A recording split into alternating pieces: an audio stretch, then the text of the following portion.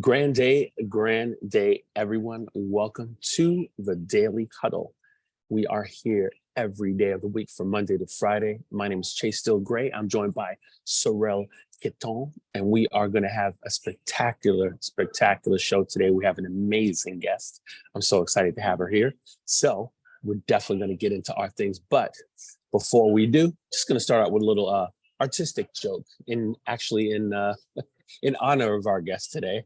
I picked this one up this morning.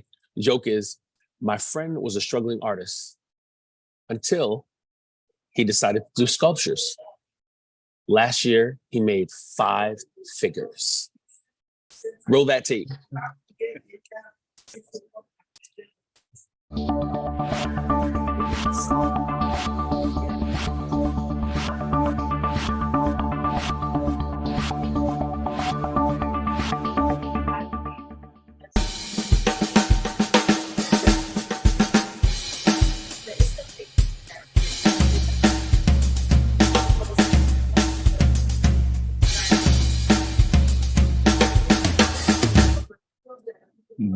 Yes, indeed. I had to start out with a little slick sentence since I have a special guest here today.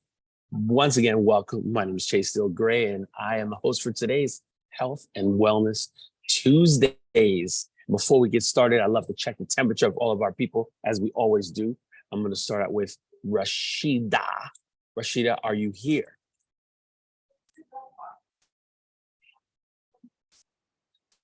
Rashida is here, but not here. Farid, how are you, my friend?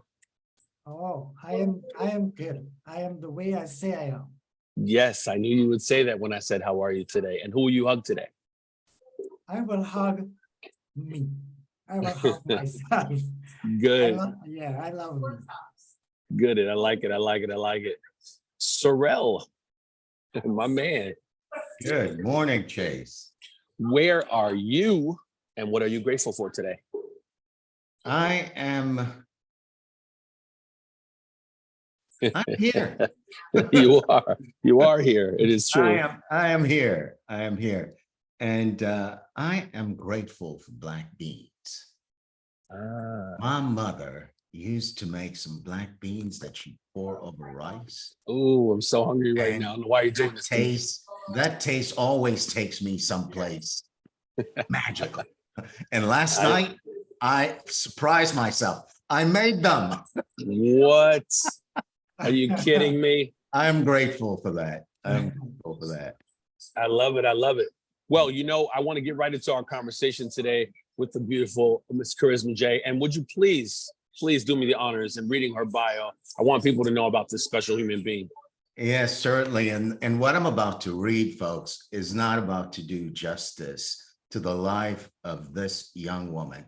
Nobody as young as she is should be that multi-hyphenated. She is very accomplished. Today's question is, how do I take care of me, the artist? And Karisma Jay is our guest. And true to her name, she says, I'm a Brooklyn native. Karisma Jay, I'm the epitome of multi-hyphenate. She's a dancer, she's an actress, she's a singer, she's a director, she's a playwright, a choreographer, a wellness coach, a teacher, an entrepreneur, and host as she toured with prestigious dance companies and has been featured in programs aired on Netflix, Lifetime, BET, MTV, NBC, and VH1. And today on the Daily Huddle, add that one to it. Exactly. And Karisma performed and toured with prestigious dance companies such as the Brooklyn Ballet, Deeply Rooted, Maimouna Keita, Creative Outlet, and many more. In 2013, she joined STOMP. In 2016, Family Circle magazine called her a local hero, and Lifetime TV featured her as a female entrepreneur to watch. She won the Power Women in Business, and her work as the artistic director and founder of Abundance Academy of the Arts. She writes, She directs and produces and co-stars in musicals that Abundance Academy presents. Ladies and gentlemen, I could go on and on, for her accomplishments are many, but her heart is way bigger than her accomplishments, where she dedicates her life to lifting others up and lifting herself up so that we may have her as an icon to be with and emulate. It's my pleasure to welcome you to the Daily Huddle, Karisma. Good morning. Thank you so much. Good morning. Greetings. Thank you for having me, guys. I appreciate it. My goodness, what a great bio that was. I knew it. I read it, but I said, wow, this is the person. This is why I had you here today. What a pleasure to have you. First of all, the company, is it Abundance? Do you say it as that way when someone says, how do you say that? Is abundance like how someone regularly say abundance? So the D is capital for flair, but it is abundance because we want people to start welcoming more abundance into their palette, into their cipher. So it's abundance like the word. And we have been in existence for 10 years, spreading the impact of abundance to all who come into our door. So powerful. Thank you so much for being here. As for the people who don't know a little backstory, Karisma was introduced to me by Mr. SJ, who's also been here on the Daily Huddle. So, you know, one brilliant person to another brilliant person. So I'm happy to be in the triangle of all of us. And of course, I have you here today because you are definitely someone who's embodying this concept of the artist on many, many levels. So let's just open up this conversation with you kind of delving into this question about being an artist and how to take care of yourself as an artist. What is the first thing that comes to your mind as we unpack this question? You know, community is really the first thing that comes to mind. I am a native New Yorker, and I feel like I am the quintessential type of New Yorker who has a million jobs and wears a million hats and does a million things well. It's not about being a master of none, right? It's really about being able to connect to so many different people and wear so many different hats. I thrive off of community, and sometimes New York can isolate you from community, right? Because you're on this path where you're going, and you don't get enough time to stop and connect. So my endeavors always have me connecting to people on a deep level to make sure that even if we don't speak every day, we don't speak all the time, we don't work together all the time, there's still that synergy when we meet, and there's still art that can be created, fruitful art that can be created. It's taken a lot to get to this point. And I think that I remember one time someone gave me a sort of backhanded compliment and said, I like you even though you take yourself so seriously. And I thought to myself, well, what else is there to do? Like, who else, if not me, to take me serious, right? So when I think about taking care of the artist, me, the artist, it's taking me serious, taking my art seriously, like doing whatever I can to invest in my art. If that means going to take classes, then I'm in class still. Literally, after this call, I'm in a class, sharpening my tools.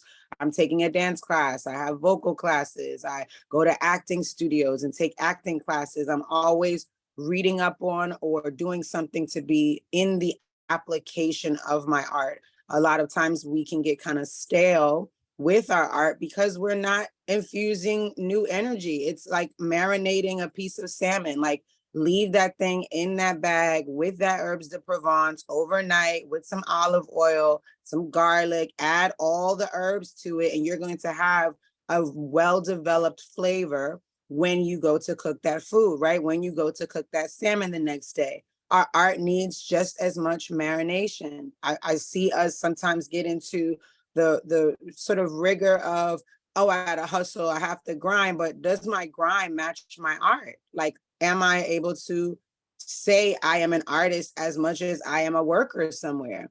And if there's an imbalance there, that's where the art starts to kind of fizzle. The art starts to die. I have been, since I was 10 years old, I've been teaching different students of different ages how to access their artist, but now I say how to access their own abundance, right?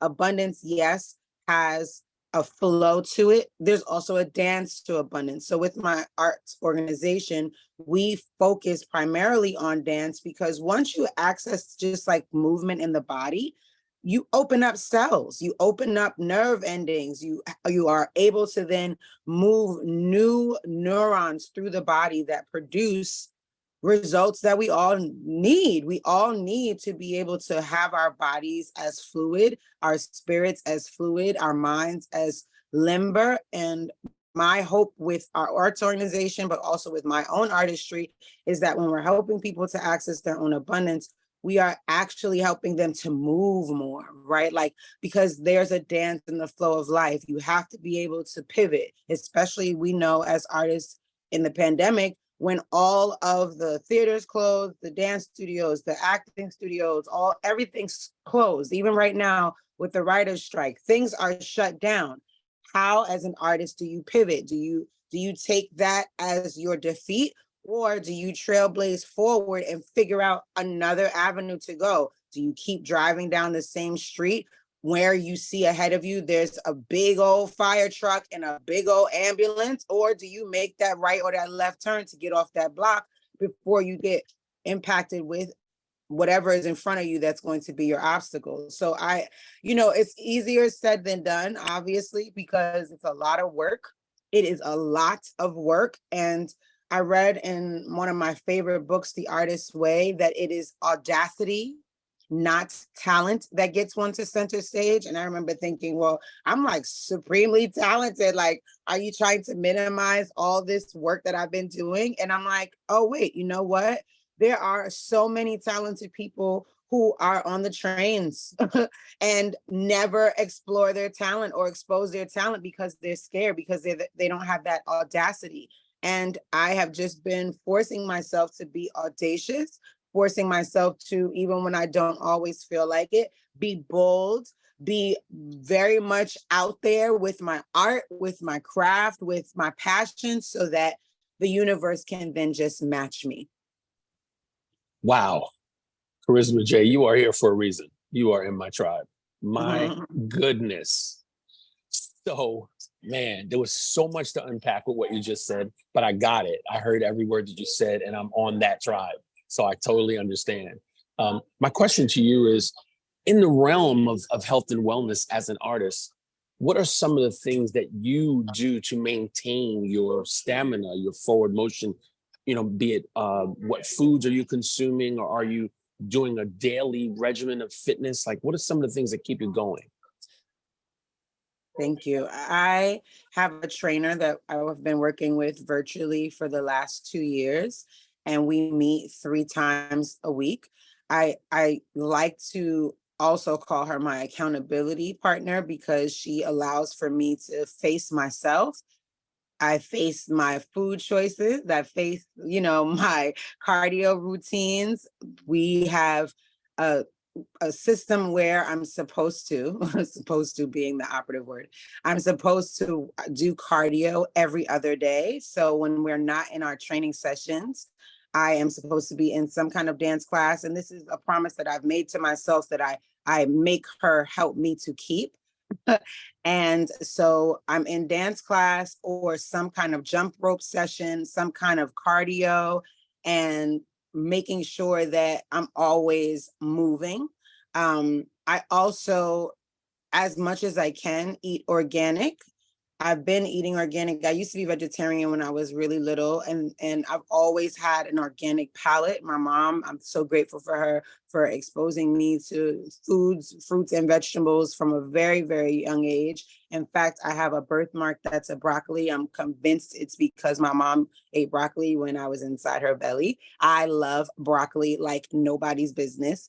I love all greens. I eat very much fruits and vegetables. I have that kind of palate, and I try new things. I sometimes see like my peers, and maybe they're not big on these kinds of vegetables. Oh, I've never had bok choy before. And I'm like, well, let's try some bok choy. Like, let's actually try something with an open mind and spirit. because those foods actually give us vitality and life. The foods that are lab grown don't. The foods made by AI are not. You know what I mean? Like we need food that comes from the earth. My mom actually has a farm in Panama that we are starting to grow crops on and starting to really give time to. And so the vision is to connect more so to the earth in that way and to our island. My mom is from Panama. And so we want to not only give back to where we come from, but also let where we come from give back to us. And then with abundance, I also teach my students about gardening. So we have a garden in the back of our facility that we every summer we really pour into. The students, from the soil to the composting, all of it, they are invested in how to start being exposed to eating well and taking care of oneself.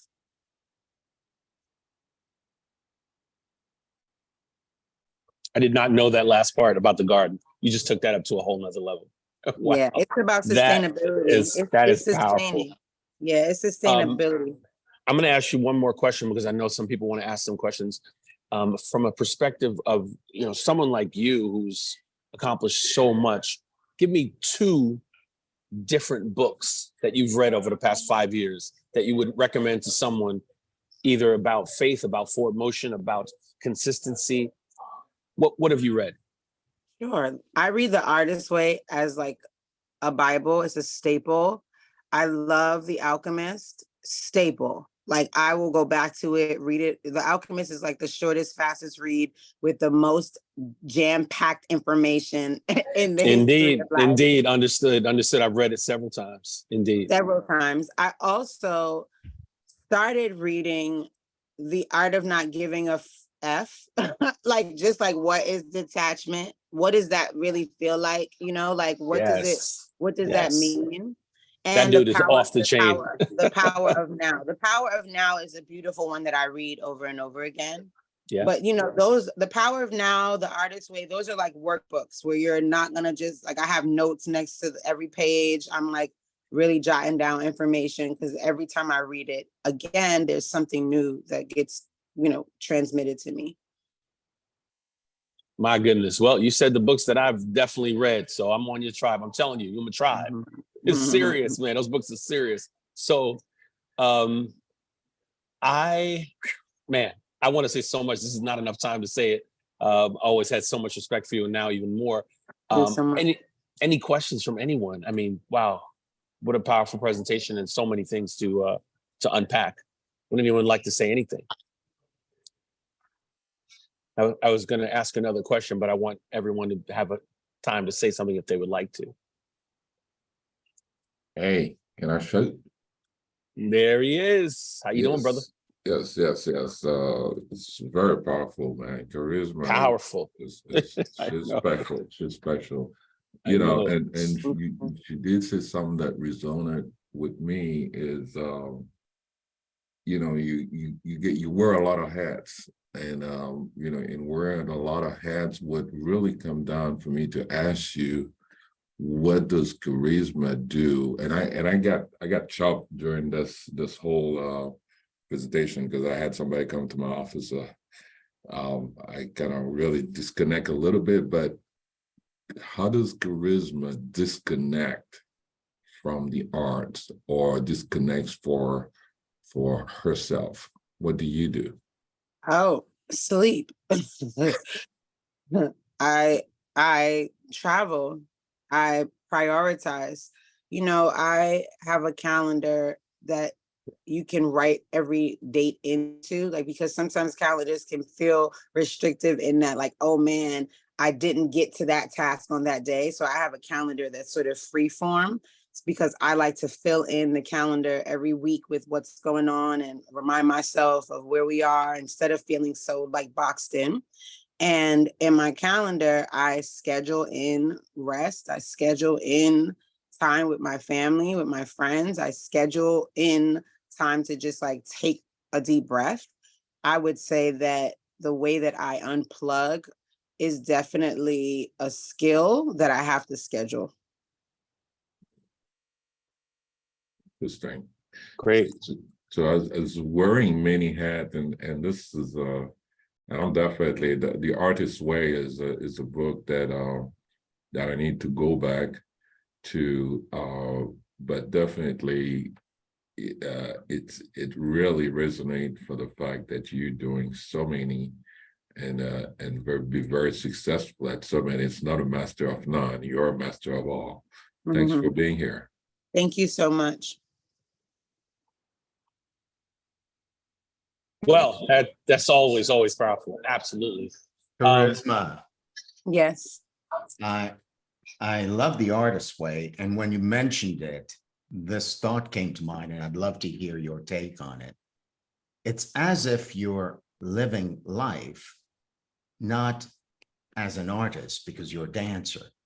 You know, like there's this thing where I'm an artist and that's my job, that's what I do, that's where I am, and I need to unplug from it. But I'm getting that from your perspective, maybe the way it is that your entire life is being lived as an artist.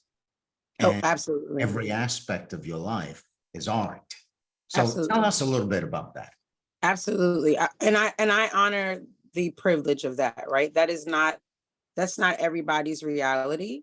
I have to give credit to my mom. My mom really created a sort of, I want to say, experiment with me where she was able to pour every single intention into me, every single positive vibe, thought, quote, anything that she learned. Like, she did landmarks, she did all the things, and she's like, I'm gonna pour it into this small little seedling and then water it every day and watch it grow.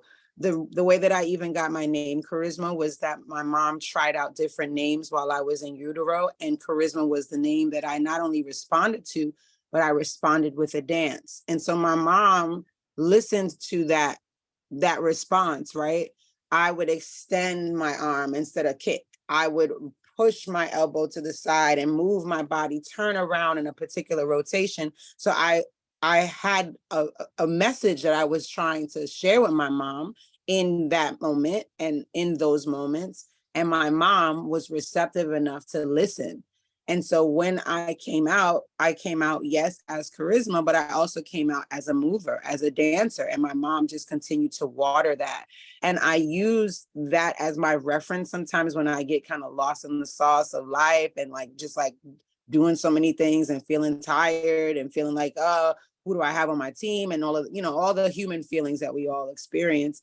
I go back to that thought of imagine if we all responded to the message that was being conveyed to us. And that message, and whether you believe in God or Allah, Buddha, whomever you believe in, when messages show up, how do we respond? The message that shows up for me repeatedly is to live the art of life, like what you just mentioned. It is to be present and listen to the message. And I don't always know what the message is, right? I can't forecast it, unfortunately, though I try.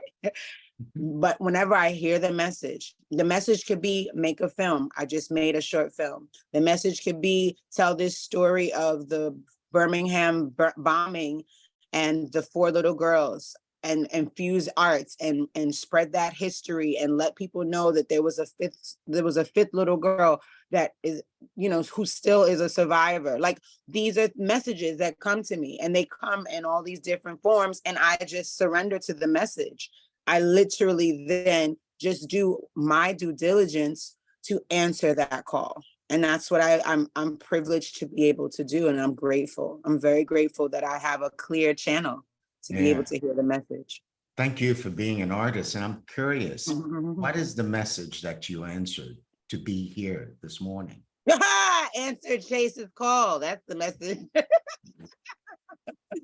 I answered Chase's call. It's only a couple people that can get me at 9 a.m. Okay. Y'all are the privileged few. Okay. Thank you. Thank you so much. Wow. This has been a powerful presentation. I'm biased because I already put you at such a high pedestal, but Stan has his hand up. Oh, okay. I just want to be careful with the time. Go ahead. Yeah. Thank you. Thank you, everyone. Thank you, Karisma. So beautiful hearing how you tune in and how you answer the call and how you're tuned into that is so important. And I think in fact, I know I could definitely improve and will improve by doing more of that, by making myself more open to hearing the voice and obeying it when I hear it. Thank you so much. Are you my sister from Every Dot Black? Are you on the Every Dot Black platform? I'm not. No, okay, because there's a charisma there also. Okay, well, thank you so much. Thank you for everything. I appreciate it. Thank you, Mastermind Sorrell, Mastermind Chase. Thank you. Not a problem. It's our pleasure. Did I miss anyone? Anyone else have anything else before we take ourselves out? Powerful. I love powerful people. All of you on the call know that. I have not brought anyone on this call that has not been high level, because you guys bring the level up and I match it, right? That's how I live my life as well. And I wanted to make sure that before we left today, I was reminding you of an event that we have in Atlanta on August 12th with some of our best people: Sorrell, Gio, Catherine, Tara, Monica. I mean, all of them are going to be there. Mastermind people speaking into our tenets of living and loving and stress-freeing and eating plant-based, all the concepts in one place. And I very, very much recommend that you be there, because it's going to be an amazing thing. And we might have a little surprise as well, but I'll leave that as a surprise. Just a little surprise, right? Just a little surprise, but I'll leave that where it is. And we'll keep teasing folks about that. Little teasing, but please go over to the Daily Huddle event.com and you can check that out and you can see all the information there. As always, we'd like to end with our tenets. Of course, love, laugh, stress less, eat more plant-based food, give of yourself as much as you possibly can. Sleep. Oh my gosh, I'm speaking to myself. Goodness gracious. I need more sleep. Move your body. Your body will appreciate you. As Karisma said, it opens up all sorts of things in your body when we move. It gives us so much more power. And lastly, check yourself before you wreck yourself. For real though. All right. Great to see everybody. It's such a pleasure. Thank you, Karisma. It has been a fine pleasure. And we hope to see you back on the Daily Huddle again as some time passes. Have a spectacular day, everybody. Bye-bye. Thank you for answering Chase's call. No problem. Bye-bye.